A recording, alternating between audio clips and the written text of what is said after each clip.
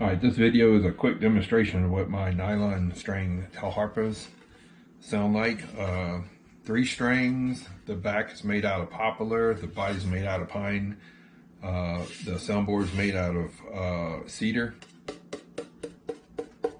Different tunings, this is a floating tailpiece, poplar bridge, zither tuning pegs, nylon. For strings, I use 0.029 for the thick string and 0.022 for the smaller strings. Right now I have it tuned in dead, D, A, D. I make the bow out of poplar and bend it. I like the black horsehair for the strings.